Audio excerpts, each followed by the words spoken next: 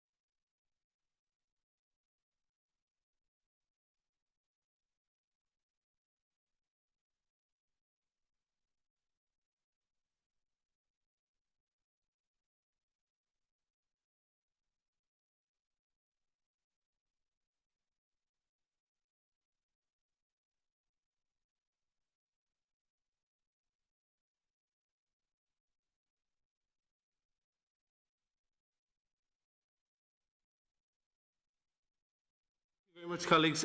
We have a quorum. We're now in public session. Just before introducing our officials, I just say that we're not, whether or not we're meeting on Thursday morning, the Business Committee has yet to, I understand, determine whether we can meet on Thursday morning. Invitations have been extended, but at a very late hour, to the WHO and ECDC, so we'll really know. And then there's the issue of whether it's technologically possible to do a meeting by video link. I would have hoped it would be, but we're in the hands of the Oireachtas, the houses of the Oireachtas in that regard. So we'll know by lunchtime tomorrow. I'm sorry to inconvenience you, but we're hoping to still have a meeting on Thursday morning. We'll know by lunchtime tomorrow.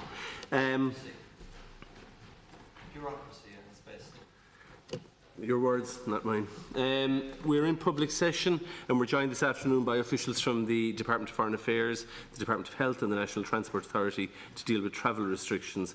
I want to welcome from the Department of Foreign Affairs Mr Niall Burgess, Secretary General, and Ms Anne Derwin, Director General of Global Irish Services. Thank you very much for joining us. And appearing in Committee Room 1, we have from the Department of Health Mr Jim Breslin, Secretary General of the Department of Health, and who also joined us for the last session. I'd like to thank him for joining us for a second session today. And Mr Colm O'Connell, Principal Officer of the Department, and from the National Transport Authority, Ms Anne Graham, CEO. Is Ms Anne Graham? Yes. Sorry, the camera just wasn't on you. Ms Anne Graham and Mr Tim Gaston, Director of Public Transport Services. I wish to advise the witnesses that by virtue of Section 17(2)(l) of the Defamation Act 2009, witnesses are protected by absolute privilege in respect to their evidence to this committee. If you are directed by the committee to cease giving evidence in relation to a particular matter and you continue to do so, you are entitled thereafter only to a qualified privilege in respect of your evidence. You are directed that only evidence connected with the subject matter of these proceedings is to be given, and you are asked to respect the parliamentary practice to the effect that, where possible, you should not criticise nor make any charges against any person or entity by name or in such a way as to make him, her or it identifiable. While we expect witnesses to answer questions asked by the committee clearly and with candour, witnesses can and should also expect to be treated fairly and with respect and consideration at all times, in accordance with our witness protocol. And I would ask any witnesses who wish to raise any issues in that regard to do so. I would ask all of our witnesses to confine their opening remarks to 5 minutes because we're very constrained on time. So, Mr Breslin, can we have your opening remarks, please? Thank you, Chairman. Thank you for the invitation to address the committee again on the issue of travel restrictions. The World Health Organization offered guidance in a strategy document in April for countries which were considering lifting restrictions, detailing the additional measures that would be needed to ensure that the spread of COVID-19 could be contained. Amongst these, the document recommended that the risk posed by imported cases of the virus should be managed. As the committee will know, it was imported cases that led to transmission of the virus in Ireland in the first place. The European Centre for Disease Control published a paper on considerations for travel-related measures to reduce the spread of COVID-19 on the 22nd of May last. That paper notes that while community transmission is high, imported cases are likely to make less of a contribution to the overall spread of the virus, and therefore restrictions are not needed. However, when community transmission reduces, as is the case in Ireland currently, imported cases could be the cause of a second wave of infection, and governments should consider the need for restrictions or other measures accordingly. The Government has already taken several measures to curtail non-essential travel. On the 25th of March, the Taoiseach announced that no non-essential travel should take place in the state or overseas. Thankfully, our progress as a country in managing the disease has allowed us to make progress in implementing the Government's roadmap for the reopening of society and business. Phase 1 of the roadmap sees the permitted range of travel raised from 2 kilometres to 5 kilometres, and Phase 2 will see that raised further. There have been questions about the stepped nature of these changes, but the rationale is to allow public health officials to monitor the spread of the virus when the restrictions are modified. When the full restrictions were in place, the number of potential contacts of each infected person plummeted as there was less circulation of people. As the restrictions are relaxed, we can expect the number of contacts to increase again, but hopefully in a way that continues to see the spread of infection controlled. Everyone is anxious to have the benefit of allowing some return to the normal functioning of society, which has its own public health benefits, as long as this is done carefully. As for travel from overseas, the roadmap sets out a clear expectation that all passengers arriving in the state are expected to self-isolate for 14 days. Following advice from the WHO and the ECDC, Government introduced a form on the 26th of April for passengers coming into the state to fill out, which gives information on where they will be staying. A system of follow-up calls was also put in place, with calls made at the 2-day and 12-day mark, as the committee will be aware it is believed that Covid-19 has a 14-day incubation period. At first, this form was voluntary. However, as of last Thursday, the 28th of May, this form has become mandatory, and incoming passengers are also required to update the information on the form if it changes, and to answer any queries made at their point of entry or as part of follow-on calls. These requirements were introduced in order to increase compliance in completing the form and to enable contact tracing if any passengers arriving from overseas contract or are suspected to have contracted the virus. The Covid-19 passenger locator form collects information from arrivals from overseas, including their name, date of birth and the details of their flight or ferry. Those passengers who are not staying in the state, for example travelling to Northern Ireland or overseas, do not have to provide the address information. Those passengers remaining in Ireland are required to provide details of an address where they will be staying for the 14 days following their arrival. The form provides information on why these details are being collected and how it will. The form will be kept for 28 days and then destroyed unless it is needed for enforcement of the regulations. The reason for the 28-day retention period is to enable contact tracing. The regulations which introduced the form also introduce several offences which are punishable by a fine of €2,500 or 6 months imprisonment, or both. Passenger numbers are at around 1% of their usual volumes at the moment, but that may change. Other countries in the EU, many of whom had bans on non-essential travel, are reopening and allowing their citizens to travel. Airlines are restoring their flight itineraries and are encouraging people to book trips. The right time to put special conditions on people who are proposing to travel is now. We need to maintain awareness that the danger has not passed and that people are taking a risk of spreading the virus by engaging in non-essential travel. The advice of NEFIT to the Minister for Health on the 3rd of April was that both the passenger locator form and a self-isolation for 14 days should become mandatory, and the Government has asked the Minister for Health to examine the issue of a 14-day self-isolation period for people arriving in the state. This is being considered by several government departments and will be subject to further consideration. There are complex issues of international and domestic law. The EU position and that of other member states is also evolving. The WHO has said that the most plausible future scenario in the dynamic of Covid-19 may involve recurring epidemic waves interspersed with periods of low-level transmission. That is the context within which travel restrictions apply and continue to be reviewed. It is important that where travel needs to take place, it does not pose significant risks to the wider public. Thank you. Thank you, Mr. President. I'd now like to ask Mr. Burgess for his opening remarks. Please limit it to 5 minutes. Mr. Chairman, committee members, I welcome this opportunity to meet you today and to outline the contribution of the Department of Foreign Affairs and Trade to the Covid-19 response. This response is extended from consular support to assistance in the wider procurement efforts the secondment of a significant number of staff to other essential services, the mitigation of some of the global impacts of the pandemic, the maintenance of a global mission network, and of course the maintenance of other ongoing essential work. With your permission, Chairman, I'd like first to address the actual and likely impact of travel restrictions on those wishing to enter the state. As this Department's particular responsibility rests with the protection and care of Irish citizens overseas, I'll focus my comments on the challenges faced by citizens seeking to return to the state. Our Consular Directorate, in close cooperation with our network of embassies and consulates overseas, has been assisting citizens affected by the Covid-19 pandemic since the virus first emerged in China in January.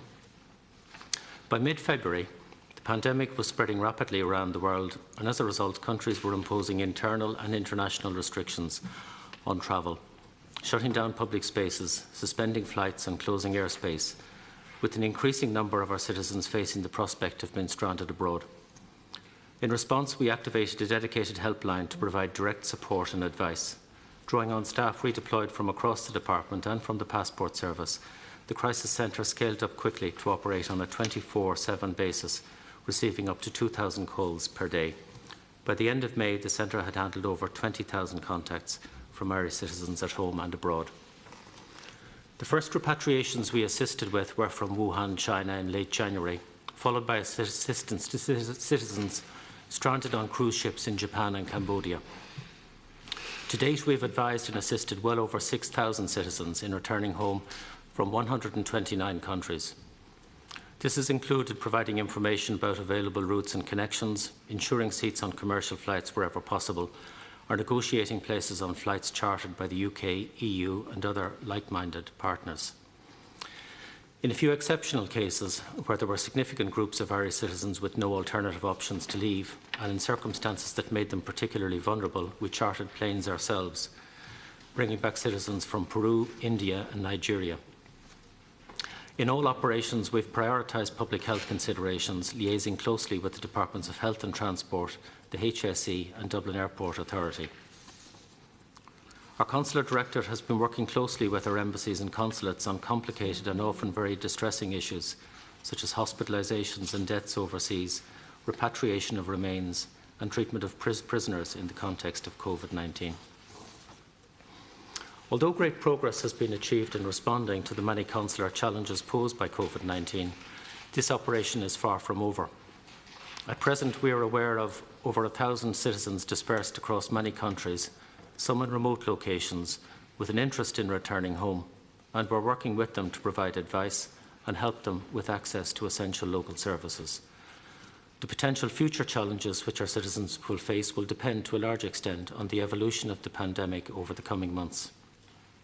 In the meantime, we've established a dedicated Covid-19 response fund for Irish communities abroad, designed to protect the elderly, provide mental health supports and meet the needs of those made newly vulnerable by the pandemic.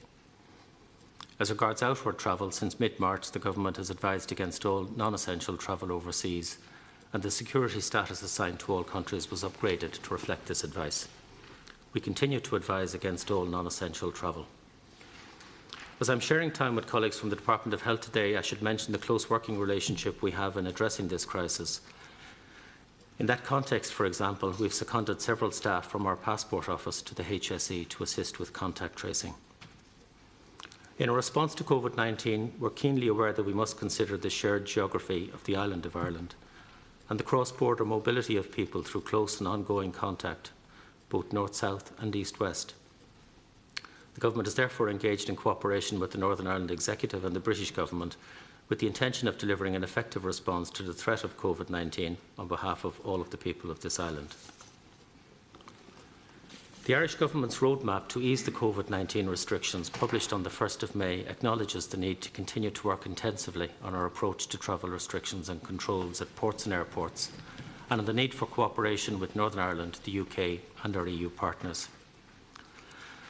Throughout this crisis, Chairman, we've also been clear on the need to ensure that our global network of embassies and consulates remains operational to deliver essential services.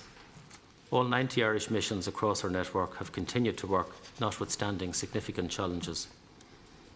This has facilitated essential business, including ongoing EU business and the management of Brexit, It's also facilitated extensive reporting on the progress and impact of the disease globally and on the measures taken by other governments to address both the pandemic and the challenges of economic recovery as an input to policy making at home. It's also supported our efforts to source and ship critical medical supplies for the COVID-19 response. Our embassies in Beijing, Seoul, Tokyo and Berlin, and a small team in the department here in Dublin have been working closely with the IDA, the HSE. Thank you, Mr. Burgess. I'd ask you to conclude. Okay. I'll conclude there. My statement's on the record. Thank you. Thank you very much. We have circulated in advance. Ms. Graham, I'd ask you for your opening remarks, and again, I'd ask you to limit them to 5 minutes, please. Thank you, Chairman, for the invitation to attend the committee. Prior to the crisis, the authority had been recording a significant growth in the public transport usage in our cities, towns and in rural Ireland, thanks to an increased investment by the authority in new and enhanced services. However, the COVID-19 crisis and the government's response, including school closures from the 13th of March, followed by the requirement to stay at home, which applied from the 23rd of March, had a profound and ongoing impact on the demand for public transport. Daily demand is now typically between 10% and 20% of what it was prior to mid-March. Weekly demand in early March was approximately 5.6 million passengers. By mid-April, this had declined to 500,000 passengers, less than 9% of normal demand levels. Although demand remains very low, some recovery in passenger numbers have been apparent in recent weeks. Throughout the crisis, the National Transport Authority and the public transport operators have been closely following the public health advices. In line with those advices, we have implemented a number of measures across the public transport system for enhanced cleaning regimes and to facilitate appropriate social distancing. The authority worked with PSO public transport operators to provide consistent signage on board all bus, rail and Luas services to encourage physical distancing by passengers and to reduce the risk of close passenger contact with drivers. These measures were rolled out in early April. The impact of these measures has been to dramatically reduce the passenger carrying capacity of each vehicle to around 20% of its former level in the case of bus, with a larger reduction in the case of rail. However, the reduced demand for travel was such that this social distancing was easily achieved on all services. Prior to COVID-19, each public transport vehicle was cleaned internally and externally each night before entering service the next morning. From early March onwards, this cleaning regime was progressively enhanced by more intensive night cleaning measures, focusing in particular on passenger touchpoints such as grab rails and seat handles. These cleaning measures were later supplemented by on-board cleaning of passenger touchpoints during the service day.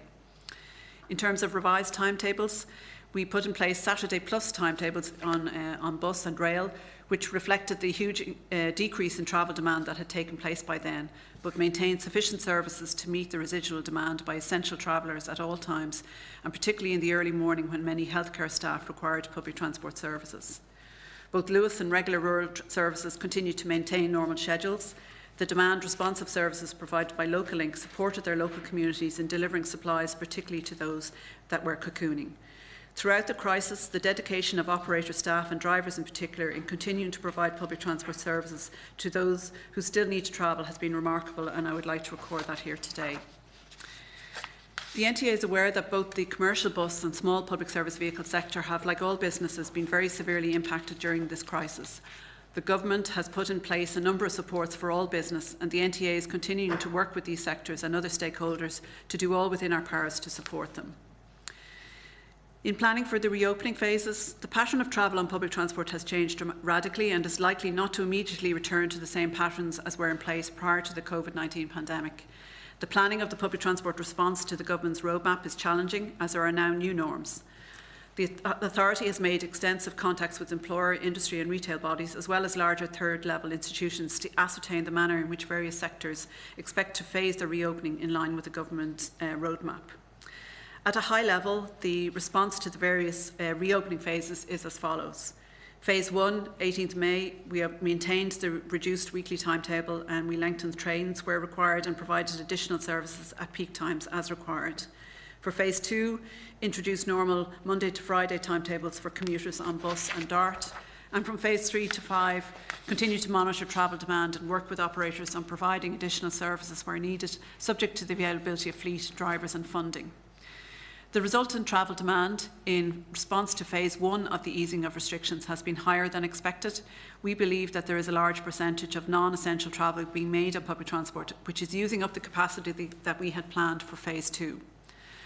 Public transport capacity with social distancing will be significantly challenged without a number of other supporting measures. These include encouraging organisations to continue to facilitate working from home, remote learning, online shopping and online appointments where possible, discouraging use of public transport at peak times except for essential travel, and encouraging staggered start times and longer opening hours to spread demand out of the peak. The National Transport Authority is working with local authorities to introduce mobility plans in cities, starting with Dublin City Centre, to manage travel demand to urban centres, to protect space for public transport and provide additional space to meet increased cycling and walking demand. We will fund the emergency infrastructure identified by local authorities, encourage people to keep their journeys short and local wherever possible, and promote cycling and walking instead of public transport or car wherever possible. There's no doubt that there needs to be a radical shift in the use. Ms Graham, could I just ask you to conclude, please? Thank you. Thank you very much. I'd now like to call upon the first speaker from Fianna Fáil. Deputy Foley, how long are you speaking for? 5 minutes, go ahead. Thank you, Chair, and I'd like to welcome the witnesses. I'd like to begin by complimenting the Department of Foreign Affairs, Mr Burgess. Many of my constituents in Kerry were amongst that number of 6,000 who were anxiously seeking to be repatriated in very difficult times whilst abroad, stretched across 129 countries, as you said, across the globe, and very, very grateful for the proactive assistance that was received from the Department of Foreign Affairs, the helpline, the Mercy flights, and also providing connectivity with other flights where necessary. So I do want to acknowledge that from the outset. I specifically want to address a question from a health point of view to Mr Breslin. As I've said, I'm from County Kerry, which is a very, very strong tourism county. We are hugely reliant upon it, last year generating in excess of 500 million from tourism alone. We really do want to open up from a tourism point of view, but we absolutely want to open up safely and securely and from a best practice health point of view. And I note from your report mandatory self-isolation is being mooted, and I'm just wondering if there's potential, or if you are currently looking at the notion of rapid testing at airports, airport testing with a very quick turnaround. That would make a huge difference to counties like Kerry's and to other tourism areas, but particularly to it would breed confidence if you have the turnaround really, really quickly. So could I ask you if that's been considered, but again considered from best practice health point of view? Thank you, Deputy. A couple of things. One, I think, is that the best means by which we have generating activity within the country is to keep the virus low, and that would allow us all to circulate, including to go to beautiful parts of the country on the west coast, and hopefully that will be something we'll be able to do as the phases continue. In relation to overseas travel into the country, there are difficulties with a testing regime. The tests that you apply, it's only at particular points in the cycle where that would actually identify. So you could have non-detected COVID-19 for somebody in the early days of them having contacted somebody with COVID-19. It just wouldn't be in the respiratory tract. And what you would give them then would be, it's not detected. They would hear that as, I don't have COVID. And when they then got symptoms, and there's quite a period where they're asymptomatic, when they then got symptoms, they dismiss it as, well, it's not COVID because I got a test done. So whereas countries have looked at it, there are issues around it in terms of the message it sends out. The most important, I think, thing is that people are aware of their own symptoms and they respond quickly to that, and also that we wouldn't have people coming from areas where community transmission is above that of our own country. That is hard to achieve because the knowledge that we have of different countries is predicated on them having a testing regime that is similar to our own, and not every country has that. But the EU has talked about corridors and different relationships between countries, again, all in subsequent phases. I don't think anything we're talking about is immediate, but they are potentially things that are being worked out at European level for further phases in the reopening process. Okay, thank you, Mr Breslin. Could I ask Ms Graham from the National Transport Authority, just in relation to, I note from your opening statement that phase one, the take-up, if you like, or the expected take-up of those needing public transport far and exceeded what you had anticipated. And I just wonder, going forward, how we are best placed for phase two and phase three, and are we actually looking at a scenario maybe where some people will have to stay at home because they don't have access access to public transport to get to work. And I suppose secondly, to ask you very specifically, the 2-metre rule, how that is impacting on your availability of access to public transport, and your view perhaps on the 1 to 2 metre. Thank you.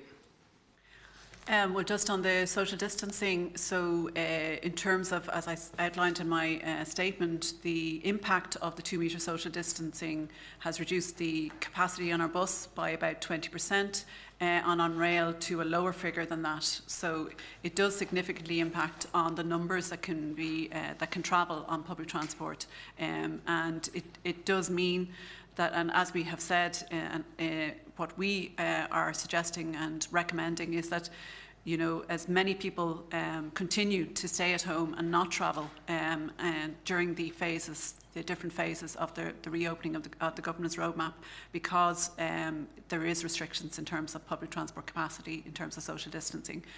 Moving to 1 metre obviously increases the capacity. It would double the available capacity, but really it's a matter for government and the Public Health and the Department of Health to make recommendations in relation to that, and we will follow the guidance associated with that. Thank you, Ms Graham. Thank you, Deputy Foley.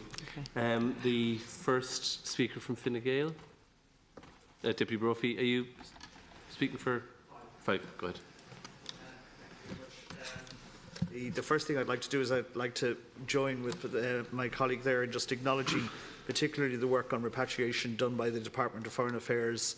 I had a number of constituents, particularly in relation to the operation in Peru, and it's an absolute credit to the people on the ground, the organisation, the people back in Dublin who have facilitated. I know obviously the Taoiseach worked very hard on it as well, but it really was vitally important for not just those people who were overseas, but for their families who went through incredible stress.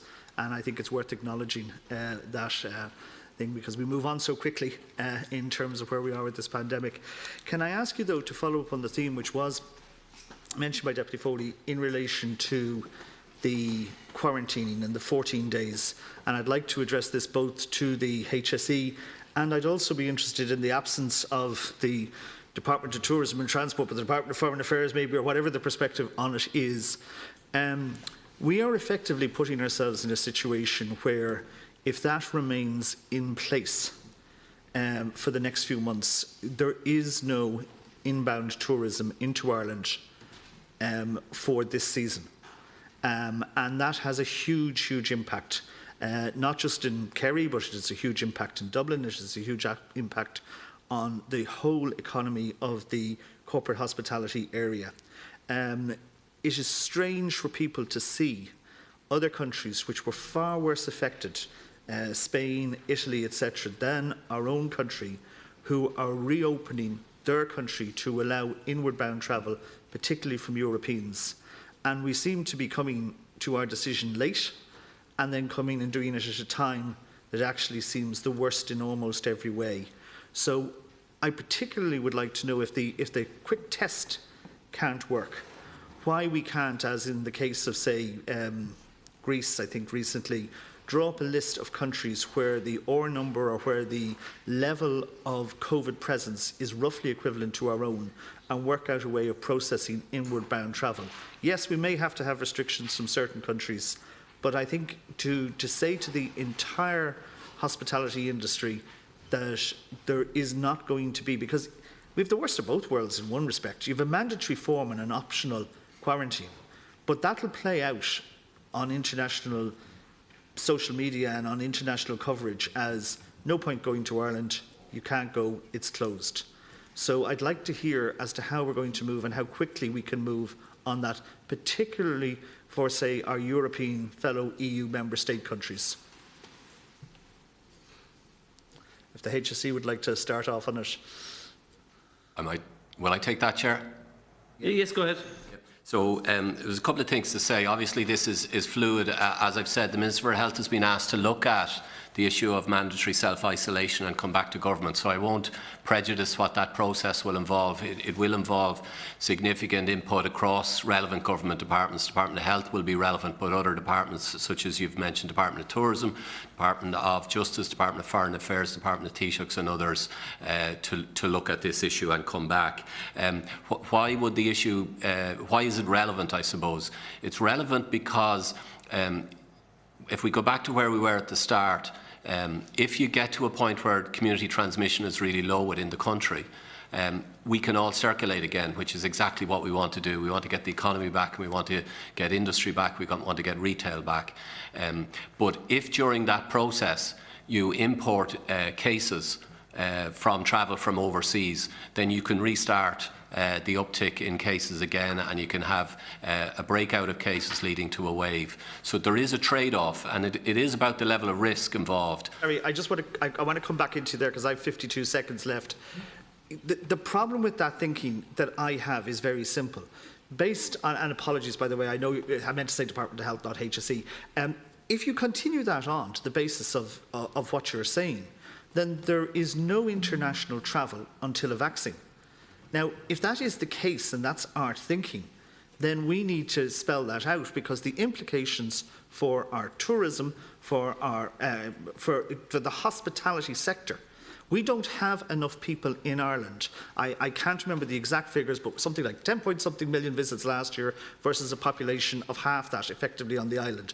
We don't have enough people here if everybody holidays at home to sustain our industries. So when can they see some light?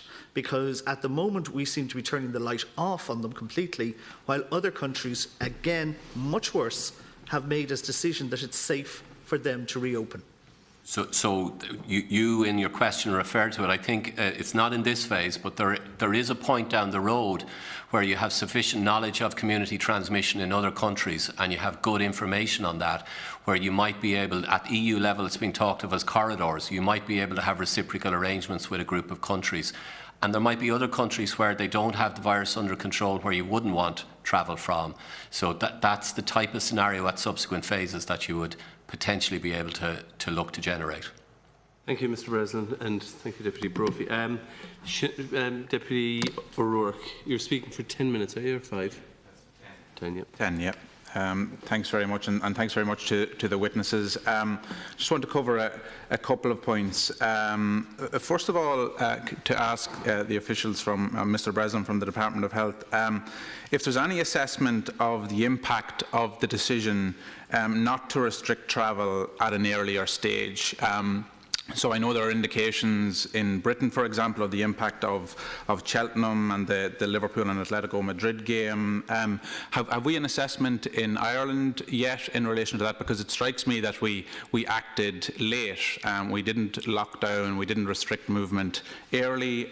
We imported the virus. Do you have an assessment of the impact of, for example, not introducing the passenger locator form as a mandatory measure earlier, the contact tracing at an earlier stage, and particularly, and I'm thinking in terms of the Cheltenham, but also in terms of the Ireland-Italy game and people returning home from skiing in northern Italy. There definitely are phases to this, and so if you remember the midterm and people arriving home from Italy, that was in a situation where the knowledge of the viruses having been in Italy was very, very current at that stage. So whether we could have foreseen that or not, all of this is about judgment calls at a point in time, but we didn't have the subsequent information that subsequently developed. I do remember the recommendation that the Ireland-Italy match would be postponed, would not go ahead, and there was criticism from all sides on that. It wasn't just people saying you should have made the decision earlier. There were a lot of people who said you shouldn't have made the decision at all, you should allow the match to go ahead. In terms of Cheltenham, I think one of the things to be aware of is the extent of cases that were in the UK at the time. That's not to say that if we had the decision over again, we'd make it.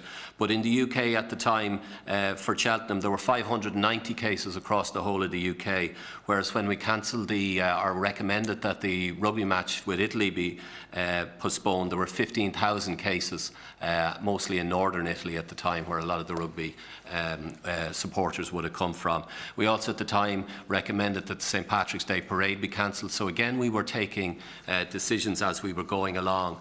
Sorry, sorry to interrupt, but we don't have an assessment of the impact of our response, a measure of our response in terms of travel into and out of the country, because it strikes me that that in other countries they do have an assessment of the impact of those events, those events in terms of the clusters that were created from them, and we're trying to get an assessment here of our policy response, the interventions that we've, because it would strike me that it was later when we introduced the mandatory form rather than earlier. I'll come back to the mandatory form, but if you go back then, I'm still in that early phase. If you go back to that, the European Centre for Disease Control recommendation was that we not impose border restrictions because they're ineffective. What you could have, and in fact Italy experienced this. Italy imported cases from China, thinking it was fine because it had banned flights from China, but people had made it to Italy anyway through indirect routes, and then they had takeoff as a result of that.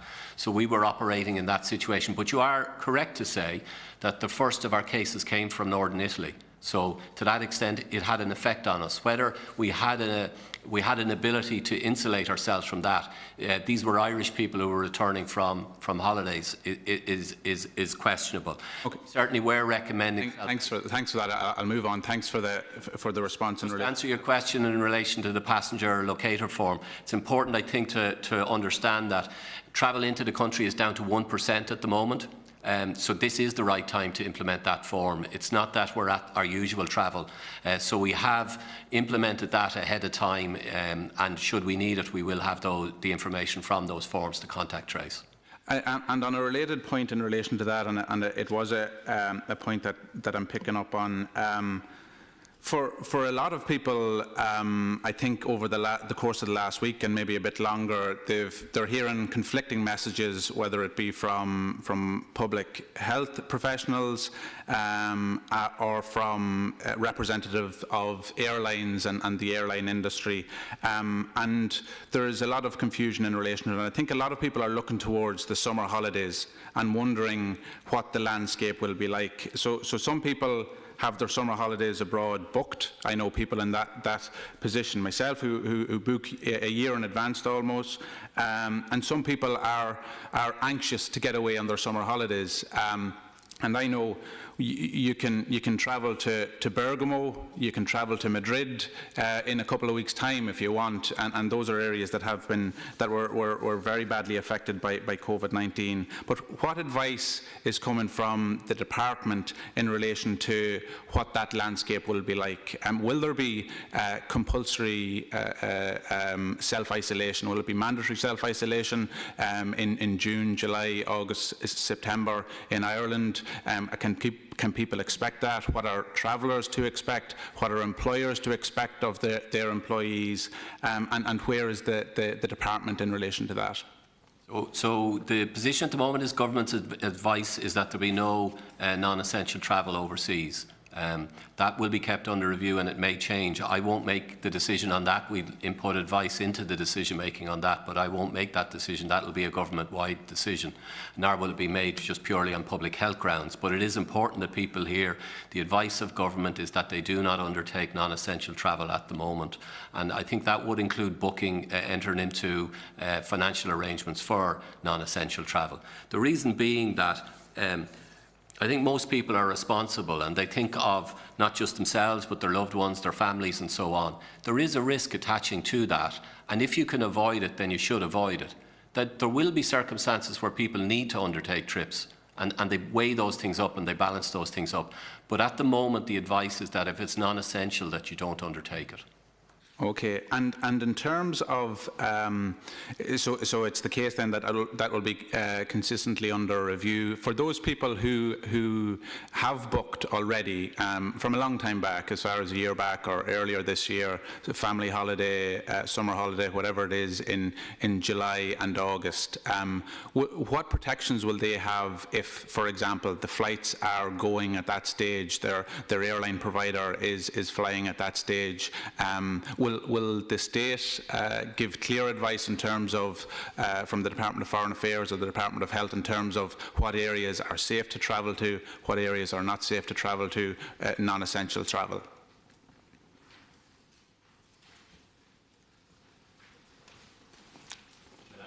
Yeah, please. Travel advice. Our travel advice at the moment is avoid all non-essential travel, and that's based on the public health advice here. Because, of course, there are additional protections that are afforded to consumers, to travellers, if the Department of Foreign Affairs says do not travel to country A, B or C. Yeah. But as the situation evolves, as the health situation evolves in other countries, and as our own public health advice evolves, our travel advice will evolve as well. I don't want to go into a speculation as to where that may take us, but we have, from the start of this year, we've worked very closely with the Department of Health and with the CMO in giving advice which reflects both public health considerations here and the risks you enter into by travelling overseas. And that's not simply the risk through being in another country, but the risk through undertaking travel as well. Okay, thanks. And just a question for the NTA, please, for Ms Graham. In relation to the mandatory wearing of face masks on public transport, is this something, because it strikes me, travelling through Dublin today, that very few people are wearing face coverings. I don't know if other people are experiencing it the same way, and we have advice at the minute that we have advice in relation to wearing face masks, but it's not mandatory, and we nearly have as much information in relation to the exceptions than there is in relation to the wearing of masks themselves. I know that the representatives, the union representatives, are looking for mandatory face masks. Is this something that will be considered and will be introduced immediately? Well, again, it's not for the NTA to put forward advice in relation to that. Again, it's the government guidelines, and NEFIT advice is that the use of face coverings on busy public transport is advised, and that's something that we certainly support. We certainly are encouraging our customers to use face coverings on busy public transport, particularly as our transport gets busier in phase 2. So we are doing a campaign on public transport and on social media to ask all public transport customers to wear face coverings to protect drivers and operator staff as well as other customers. But making them compulsory or mandatory is a matter for government. Thank you, Ms Graham, and thank you, Deputy O'Rourke. Deputy O'Brien of the Green Party. The time limitations, I don't have a lot of questions for the NTA, but I do want to make a point, and it's been touched on already. I got to public transport here today, and I was the only person wearing a face mask. And that's particularly worrying in the context of the fact that, two things, we're moving to phase 2 on Monday, and there will be a lot more people looking for public transport. And the other point is that in your own statement you said that the level of people using public transport at the beginning of phase 1 was more than you had anticipated. And that's 2.5 weeks ago, which was a very different place. The fact is we've gotten a lot more lax now in terms of restrictions. So I think Monday could see a very difficult situation for public transport providers around the country. Number one, because face masks are simply not being worn by and large. I think when I got off the train, there was maybe 1 out of 30 people on the platform and coming off the carriages that were actually wearing a face mask. So I really think there needs to be a much clearer message put out as to what people need to do on public transport. So I think there's problems brewing for Monday. So just to say that. I do have one brief question. I'd like to ask you loads of questions, but time is limited. How many local authorities have actively engaged with you in terms of reallocation of space and the emergency funding that is available? Well, we just put out a call only a number of days ago, so obviously it'll take a while for those local authorities to get in touch with us. I think we've about 6 or 7 local authorities have made contact with us to date, but we'd expect to receive more in terms of submissions for funding to improve the walking and cycling facilities. And what kind of a fund have you got available? What's the total pot, so to speak? We haven't put a figure on that, so just that we are in a position to fund and we want to get as many proposals into us as possible so that we can move on this as quickly as possible to ensure that we can put in place more walking and cycling infrastructure. Okay, thank you. And for the Department of Health, I suppose two kind of general questions, sorry, 3. I'll give the more specific one first, actually. So just in relation to comparing Phase 3 and Phase 4, and I only want a medical scientific opinion on this, could we see a situation whereby if things continue to progress, it would be possible to move to Phase 4 a bit earlier? So I'm just thinking of travel within the country, travel to the West Coast. Is it possible to see a situation where things continue to improve dramatically, where that could be bumped up a stage, so to speak? Actually, I might leave it at answer that question first and then get back to you. So it's important to caveat it by saying I'm not giving you public health assessment because I'm not a public health doctor. But in terms of the Department of Health and indeed the government, I think everybody's on the record as saying that the roadmap is just that. It's a roadmap. It's a living document. Based on our travel and how we get along, we can adapt our decision making at various different stages. It's important that there's 3-week windows built in so that we have time to review each stage. But it does mean, both in the light of our own experience and in the light of experience in other countries, that where we see new evidence around risk, if something was in stage 4 because it was seen to be high risk, but the evidence emerged that says it's a lower risk, that can be reviewed and evaluated as we go along. Thank you. And look, I would be urging caution if we get stages 1 and 2 right. I think it might pay for it afterwards. Just a question on aviation. What will the landscape look like when it's possible to safely fly again in terms of infection rates and so on? What will that look like? And have you thought about enforcement of what restrictions might be needed, both over airlines and in airports? What will the landscape look like? So there's lots of different levels to that. I think one is the willingness of the public to travel. I think there will be anxiety on the part of members of the public for a considerable period. I think the European authorities have worked with the airline industry to devise procedures for those that have to travel. And I think there's physical distancing and other elements that can be put in place around that. And then ultimately it will be based on national authorities making an assessment of where they are in terms of their own public health strategy and moving between different phases as to the extent of the opening up. And as I said earlier, that may involve different arrangements vis-a-vis different countries. So there are some countries that are very much on take-off phase at the moment, in South America, in Eastern Europe and so on, where people will be a lot more reluctant to have an arrangement for reciprocal travel than perhaps if we were all successful and later in the summer 2 countries have very low levels of community transmission. Thank you, Mr. President. Thank you, Deputy O'Brien. Deputy Smith, the Green Party. Oh, sorry, the Labour Party. Business Committee meeting, so I missed the first 2 sessions, so if my questions are repetitive, my apologies. Just my first question to Mr. Breslin.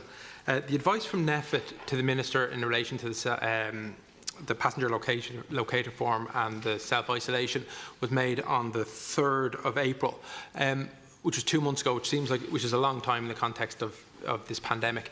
What level of communication has there been with NEFIT and your department on this specifically since then? And if you could comment on that, please. Yeah, so a great deal of discussion. Obviously, officials on NEFIT are on the staff of the department. The first thing was to put the passenger locator form into place, and that was done speedily. It was done on a voluntary basis, and then last Thursday we introduced it on a mandatory basis. That was to address the fact that the compliance rate at that stage was running at about 70%. So we have full compliance now, and as I said earlier, we're still at about 1% of the normal levels of overseas travel into the country. So we think that's that's timely to be at 100%. There's further discussion underway, not just within the department and with NEFIT, but also with other departments in relation to the 14-day self-isolation period, with a view to going back to government with the review of that and decisions being made. Thank you, Mr. Breslin. If I could just direct my next question to Ms. Graham of the NTA. Ms. Graham, I'm getting a number of representations from taxi drivers and taxi drivers groups in relation to where they stand in this unwinding process. Could you give me an indication of what kind of engagement has taken place with taxi drivers in relation to what their responsibilities are, and also what supports are going to be given to them? And in particular, if we're talking about the aviation, and Dublin Airport is so poorly served in relation to other international airports by public transport, having a functioning taxi driver service is vitally important. So I'd appreciate any insights you could give.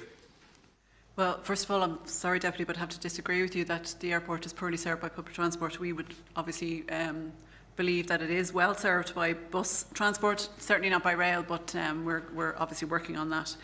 In terms of the measures that the NTA have taken to assist the taxi, the small public service vehicle sector, we've had extensive engagement with the industry, both individually and through our website, providing advice and assistance on all aspects of operation and temporary deferral of activities.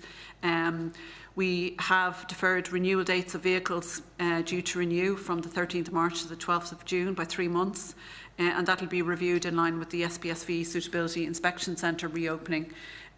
We've got a new regulation in place to enable the operation for a further 12 months for those vehicles that would reach a final date of operation between the 13th of March and the 31st of December 2020. And we've provided advisory guidelines on temporary COVID-19 dividing screens.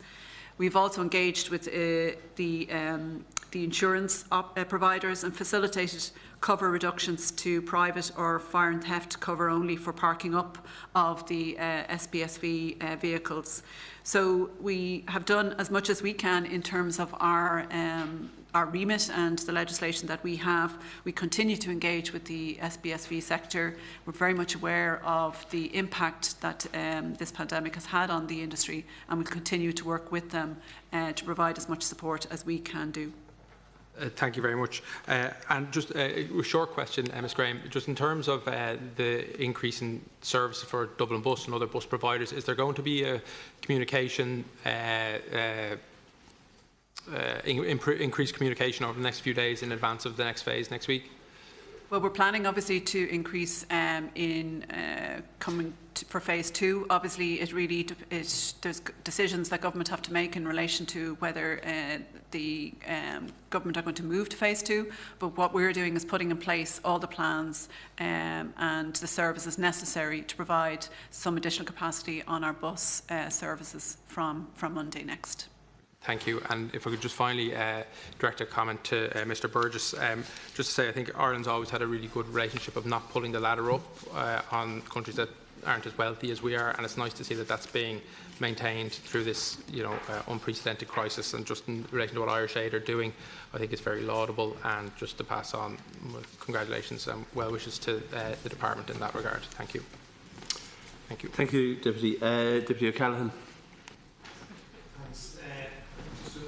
For Ms. Graham, just in terms of the current situation, you can see, pre-crisis public transport at peak times was heavily congested and packed buses and trains. So, clearly going forward, there will not be a desire for passengers to return to those sorts of services. And there's been a huge modal shift in terms of people moving towards cycling in particular. I was cycling in here today, and I have to say, in recent times, the numbers you see out cycling, certainly in my area, in my constituency, are absolutely unprecedented, the modal shift that has happened. So I think there's the mobility plans, the emergency funding are very, very welcome. Strongly support that. But are there any plans to front load or fast track infrastructure and cycling infrastructure in particular that is in the pipeline, is going to get built over the next few years anyway? That is where we're moving in terms of climate change and everything else. But if there was the funding available, are there projects currently in the pipeline that could be brought forward and implemented faster? Well, that's the work that is ongoing with both Dublin City Council and the other local authorities to identify projects that can be put in place on a temporary basis, ones that are planned and are part of either the cycling network or the walking networks that are part of our transport strategies for all the cities. So where possible, if we can, if the local authorities can identify the space where a temporary barrier can be put in place to provide additional walking and cycling space, they're the proposals that we want to receive so that we can move as quickly as possible with those local authorities to put in place that space. And obviously Dublin has started with the Liffey Quays on the north side and a number of other kind of projects on Nassau Street as well. So we want to see more of that and as much of that put in place, particularly before we move into the later phases of the easing of restrictions. No, and thanks for that. And I think the approach of emergency measures, temporary measures, is absolutely the correct approach. I think it's very commendable, the work that's been done there, and it is being done. I'm really asking, though, beyond that, is there some, in terms of some of the permanent infrastructure that is in the pipeline, is in the planning process now, is there the capacity, if funding is made available, to speed up the delivery of some of that more longer-term permanent infrastructure? That's really what I'm asking. Well, obviously we bring... Has an analysis been done of what could be brought forward or could be... Well, really our first approach has been to do the emergency response, and really we have to focus on that because that's an emergency response, and the resources that we have, because we have a cycling office in place, a cycling design office in our office, a dedicated office to work on those plans. They had been working on the more permanent plans and encouraging the more permanent infrastructure and bringing forward as many of those plans through the planning process for funding in the future. However, we have had to naturally divert over to